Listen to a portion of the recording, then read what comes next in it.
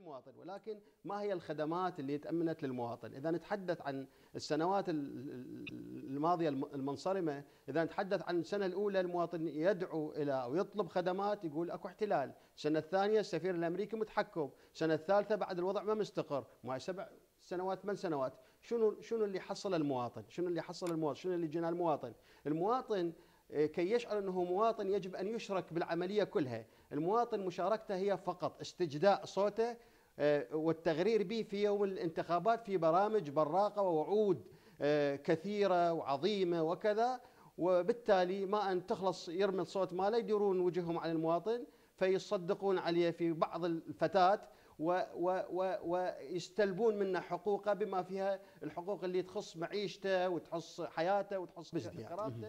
نسبة البطالة بازدياد، أيضا بازدياد اللي هو موضوع حلقتنا اللي بدنا نحكي عنه. نسبة الاغتيالات بكواتم الصوت هذا الشهر 3 أضعاف الشهر الماضي. طبعا معناها شيء يثبت لك انه هاي الدوله ما قاعد تقوم بواجباتها، يعني هاي المهمات اللي يعلون عنها وانما مهمات يسولفون. سعر النفط يزداد والانتاج يزداد والتصدير يزداد، نعم، وهذا موارد تجي صافي، وهذا بها فروقات بالسعر حتى عن ما يعلن بالميزانيه، هذا حقيقه، والمواطن يسمع هذا الحديث ويراقب، ولكن ما قاعد يرجع أثر ذاك للمواطن بكل الأحوال، لا يرجع كتحسين رواتب، وإنما قاعد يصير غلاء وقاعد يصير تضخم، ولا يرجع خدمات أخرى. حتى البطاقة التموينية من 12 مفردة قلصوها إلى 5 وما قاعد توصل. هذا صار 4 أشهر 5 ما موجودة يعني. فهو ما قاعد يحصل شيء، المواطن بالملموس ما قاعد يحصل المواطن شيء. الفقير بالتحديد، المواطن لأنه المواطن الذي ينتمي إلى أحزاب أو القريب إلى أحزاب جاي تعرف هو دا يحصل على مناصب.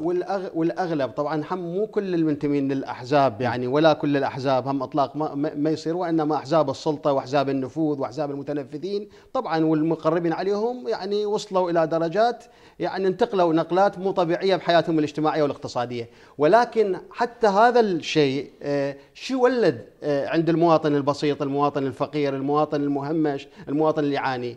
إذا تراقب المزاج العام اليوم بالعراق، مزاج عدم الرضا هو السائد. عدم الرضا مزاج يعبر عنه بالسخط، بالانزعاج، بالتوتر، وهاي كلها عوامل تؤدي إلى الرفض. إذن من تتحدث عن الحراك الاجتماعي، قبل شوية تحدث تونس والجزائر ولحد ما بالسعودية ويمكن يتوسع في مكانات أخرى، طبعا يدل على جانب فساد الأنظمة وعدم صلاحيتها لمواكبة التطورات. وبالعراق عندنا المشكلة مضاعفة. طبعا الحقوق موجودة بالدستور بالباب الثاني الفصل الأول. هاي تتوقعون بأن تتحول هذا الحقوق؟ المواطن ما قاعد يحصل على حقوق، خاصة الحقوق مو فقط الحقوق السياسية عليها مضايقة، وإنما حتى الحقوق الاجتماعية عليها مضايقة. الحريات قصدك؟ الحريات، حقه بالسكن، حقه بالتعليم، حقه بالعيش الكريم ما متوفر. حقه بالصحة، يعني المريض وين يروح؟ يعني المريض يعني التعليم متدهور. هاي حقوق للمواطن. حق المواطن مو فقط يرمي الصوت بالانتخابات وانتهى، يحصل حقوق حياتية وحقوق معيشية. حينما المواطن ما يحصل على الحقوق، اكو الفصل الثاني بالباب الثاني بالدستور هو الحريات.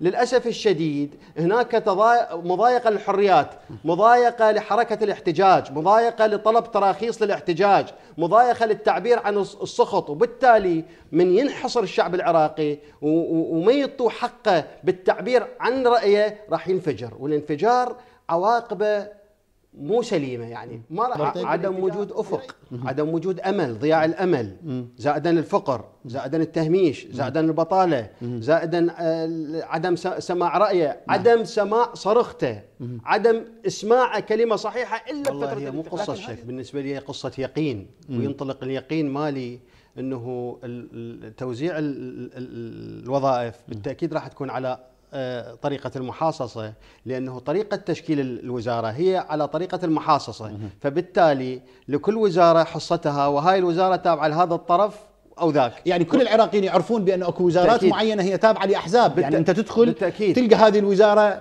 ملبسها واشيائها كلها هي تابعه بس مع الاسف الشديد مثل مناطق بغداد اللي قاعد تتقسم، يعني منطقه بها اعلام مال الحسين، منطقه ما بيها، منطقه لازم يصفى بها المسيحي بالضبط. يعني شلون المنطقه الجغرافيه والبيئه الاجتماعيه قاعد تتقسم، كذلك الدوله قاعد تتقسم بهذا الشكل.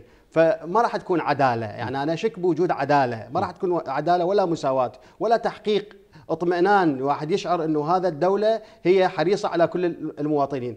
الدوله هي مو حريصه على النساء اللي هم فازوا بالبرلمان ما اعطوهم مناصب، ما سووا هذا التوازن. يتحدثون عن توازن طائفي، نعم. ما يتحدثون عن توازن مجتمعي. اي حل ترقيعي هو يحمل مشكلته بداخله، يحتاج حلول جذريه.